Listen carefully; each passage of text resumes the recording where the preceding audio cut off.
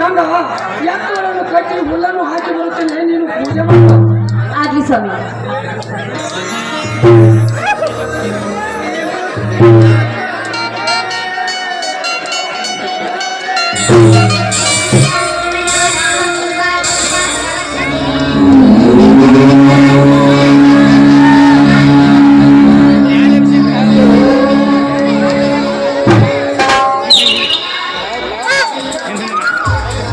ನಾಳೆ ಇವ್ರು ತಲೆ ಬರ್ತಾವ.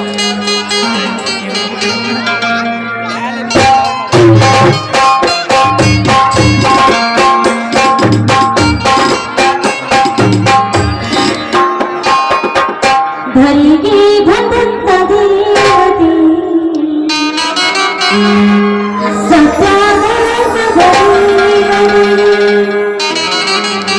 ಇಟಗೆ ನೆನಪಿದ ನಿನ್ನಯ ಪಾದಕ್ಕೆ ಶರಣಿಂದಿ ಶರಣಿಂದಿ ಶರಣಿಂದಿ ಧರಿಗೆ ಬಂದಂತ ದೇವತೆ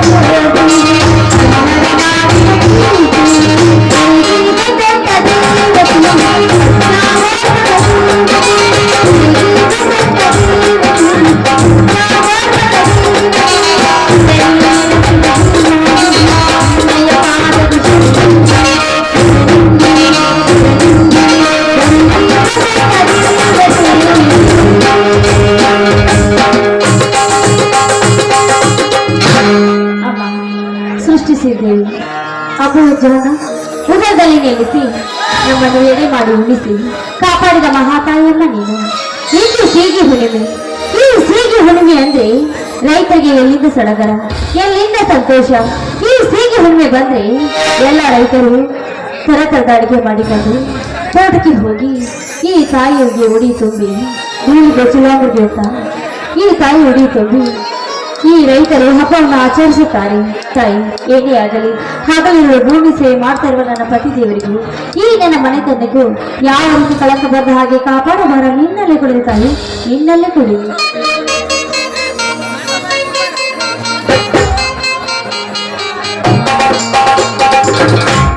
ಗಂಗ ಭೂಮಿ ತಾಯಿ ಕೊಟ್ಟ ಸಿಹಿ ಹಬ್ಬದ ಅಮೃತವನ್ನು ಭೂಮಿ ತಾಯಿಗೆ ಸಿಂಪಡಿಸಿ ಸಂತೋಷವಾದಯ. ಹೌದು ಸ್ವಾಮಿ, ಈ ಸೀಗೆ ಹುಣ್ಣಿಮೆ ಹಬ್ಬದ ಸಿಹಿ ಹೋಳಿಗೆಯನ್ನು ಈ ಭೂಮಿ ತಾಯಿಗೆ ಅಲ್ಲದೆ ಮತ್ತಾರಿಗೆ ಉಣಿಬಡಿಸಬೇಕು ಸ್ವಾಮಿ. ನಾನು ಸ್ವಾಮಿ ಮೊದಲು ಈ ಭೂಮಿ ತಾಯಿ ಶಾಂತರಾಗಬೇಕು, ಆನಂತರ ಅವಳ ಮಕ್ಕಳಾದ ನಾವು ಶಾಂತರಾಗಬೇಕು. ಈ ಭೂಮಿ ಸೇವೆ ಮಾಡುತ್ತಿರುವ ನಾವು ಭಾಗ್ಯವಂತರಿಗೆ ನಾವೇ ಭಾಗ್ಯವಂತರು. ಇಲ್ಲಿ ಮೊದಲು ದೇವರಿಗೆ ನಮಸ್ಕಾರ ಮಾಡಿ ಪ್ರಸಾದ ತೆಗೆದುಕೊಳ್ಳಿ.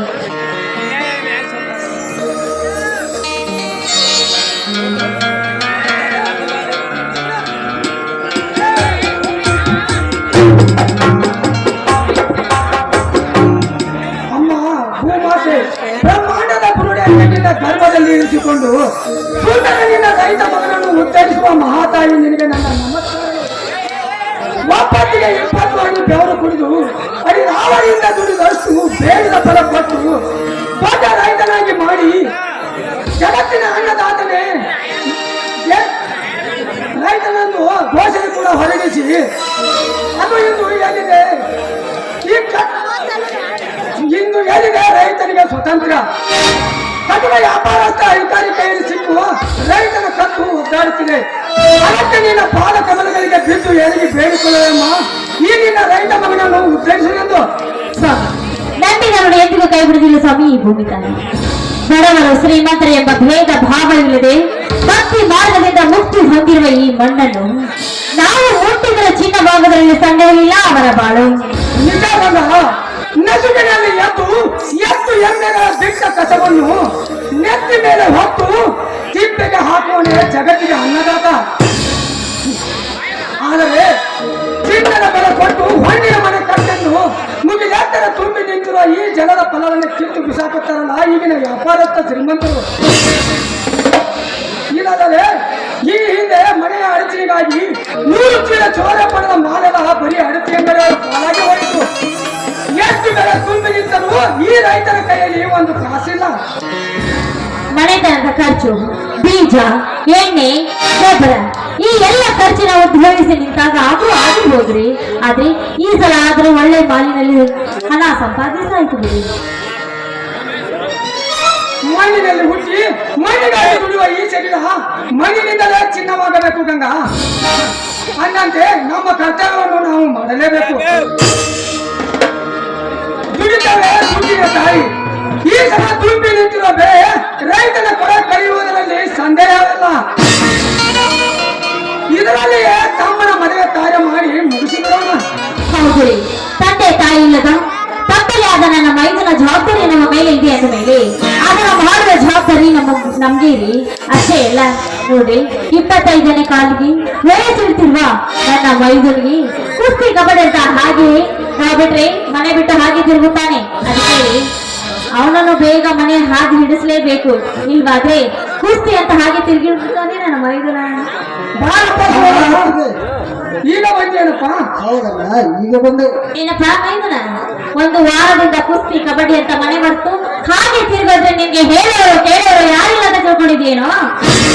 ಆತಿಗೆ ಅಂತ ತಪ್ಪು ದಾರಿ ಹಿಡಿಯೋಣಲ್ಲ ಆತಿಗೆ ಈಗಿನ ಮೈದನ. 1 ವಾರ ಮನೆ ಮರೆತು ತಿರುಗಿದ್ರು ಅನ್ನ ಆತಿಗೆಯರ ಹೆಸರನ್ನು ಅಚ್ಚಳಿಯದ ಉಳಿಸಲಿಕ್ಕೆ ಹೋಗಿದ್ದೆ ಗೊತ್ತಾ? ಅನ್ನ ಆತಿಗೆ ನೀವು ಕೈತೊತ್ತು ಮಾಡಿ ಉಳಿಸಿದ ಭಾಗ್ಯ ಇಂದಿಗೆ ಸಾರ್ಥಕವಾಯಿತಲ್ಲ, ಇಂದಿಗೆ ಸಾರ್ಥಕವಾಯಿತು. ರಾಜ್ಯ ಮಟ್ಟದ ಕುಸ್ತಿ ಸ್ಪರ್ಧೆಯಲ್ಲಿ ಕಣಕ್ಕೆ ಶೆಡ್ ಬಾರಿಸಿ ಚಿನ್ನದ ಪದಕವನ್ನು ಕಿತ್ತುಕೊಂಡು ಬಂದಿದ್ದಾರೆ. ಸಂತೋಷವಾಯಿತು ತಮ್ಮ, ನಿನಗೆ ಅನ್ನ ನೆನೆಸಿಕೊಂಡಿರುವ ನನ್ನ ಜನ್ಮ ಸಾರ್ಥಕವಾಯಿತು. ಸ್ವಾಮಿ, ಹುಲಿ ಹೊಟ್ಟೆಯಲ್ಲಿ ಹುಲಿನೇ ಹೊಟ್ಟುತ್ತದೆ ಹೊರತು ಇಲಿ ಎಂದಿಗೂ ಹೊಟ್ಟೋದಿಲ್ಲ. ಆಗುವುದಿಲ್ಲ.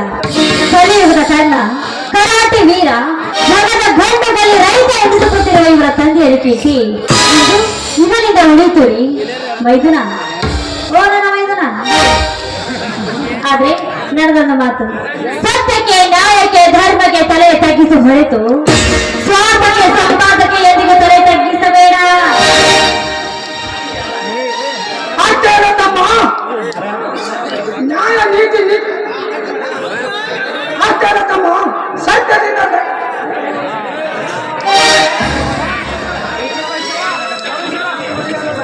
ಅಷ್ಟೇ ಅಲ್ಲ ತಮ್ಮ, ಭೂತಾಯ ಒಳಗೆ ಗಂಡು ಎನಿಸು ಚರಿಸುವ ನೀನು ಭೂತಾಯ ಸೇವೆಗಾಗಿ ತುಡಿ, ಇವು ಭೂತಾಯ ಸೇವೆಗಾಗಿ ಮಡಿ.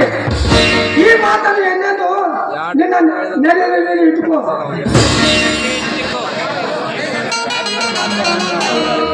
ನಿಜ ನಿಜ.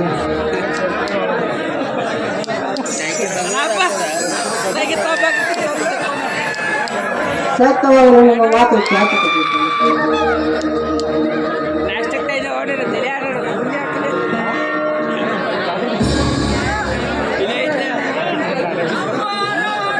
ಸತ್ಯವಾಗಲು ನಿಮ್ಮ ಮಾತನ್ನು ಚಾಚಿತ ಪರಿಪಾಲಿಸ್ತೇನೆ, ನಾ ಚಾಚಿತ ಪರಿಪಾಲಿಸ್ತೇನೆ. ನಿಂತ ಸತ್ಯದ ಮೇಲೆ ಕಾಲಿಟ್ಟು ಮೆರೆಯುತ್ತಿರುವ ಆ ರೌಡಿಗಳಿಗೂ ಎದೆತಟ್ಟು ನಿಂತು ಸತ್ಯವೇ ಸರಿ ಮಾರ್ಗವನ್ನು ನನ್ನ ನೆಲೆಗೆ ಅಂಟಿಸಿಕೊಂಡು ಈ ನಾಡನ್ನು ಉಳಿಸಿದ ಭೂಮಿ ತಾಯಿಗಾಗಿ ದುಡಿದು ಭೂಮಿ ತಾಯಿಯ ಮಗನಾಗಿ ಮಡಿಯುವೆಯಲ್ಲ, ಹೆಂಗ್ ಮಡಿಯುವೆ? ಅಂದಾಗ ಸಹೋದರ, ರೈತನಾಗಿ ಹುಟ್ಟಿದ್ದಕ್ಕೂ ಸ್ವಾತಂತ್ರ್ಯವಾಗುತ್ತದೆ. ಜಗತ್ತಿಗೆ ಅನ್ನ ಹಾಕುವ ಅನ್ನದಾತನಾಗಬೇಕು ವಿನಃ ಒಬ್ಬರನ್ನು ಜಬರ್ದಸ್ತ್ ಮಾಡಿ ದಬಾಯಿಸುವ ಅಧಿಕಾರಸ್ಥನಾಗಬಾರದು. ಇನ್ನವರ ಕಾಲಕ್ಕೆ ನಿಂತು ಕೈವಟ್ಟಿ ಸಂಪಾದ ತೆಗೆದುಕೊಳ್ಳದೆ 10 ಜನಗಳಿಗೆ ತುತ್ತು ಅನ್ನ ಹಾಕುವ ಎತ್ತಿ ನಂಜಿ ಬೆಳೆದಂತ ಜಗತ್ತಿಗೆ ರೈತನಾಗಬೇಕು. ಈ ಮಾತು ನಿಜ ತಾನೆ? ನಿಜ. ಏನೇ ಆಗಲಿ ನಂಬಿ ತಿಳಿದು ಬಾಯಿ ಮಣ್ಣಿನ ಮರ್ಮವನ್ನು.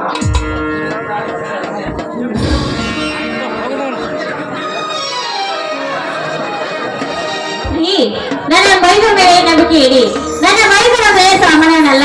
ನನ್ನ ಮೈದ ಅಂದ್ರೆ ಹೊಳೆ, ರಾಜ ಹೊಳೆ ಇದ್ದಾಗೆ. ನೋಡ್ರೆ ಹೇಗಿದ ನನ್ನ ಮೈದನ. ಈ ನನ್ನ ಮೈದ ನೋಡಿದ್ರೆ ನನಗೆ ಗೊತ್ತಿದ್ದಾಗುತ್ತದೆ. ಅಬ್ಬ, ಈ ಊರು ಹುಡುಗಿಯರ ಕಣ್ಣು ಯಾರು ಕಣ್ಣು ನನ್ನ ಮೈದನ ಮೇಲೆ ಬೀಳದೆ ಇಲ್ಲ ಸಾಕು, ಒಬ್ಬನೇ ಬೀಳಿ ನಾನು ಖುಷಿ ತೆಗಿದ್ದೀನಿ. ಈ ಎಲ್ಲರ ಮಾತನ್ನು ಕೇಳಿ ನನಗೆ ತುಂಬಾ ಸಂತೋಷವಾಗ್ತಾ ಇದೆ. ಮೈದನ ಹಾಡಿ ಕುಣಿಯೋ ನೀನು. ಅದನ್ನೇ ಖುಷಿ ಇದೆ ಹೇಳು.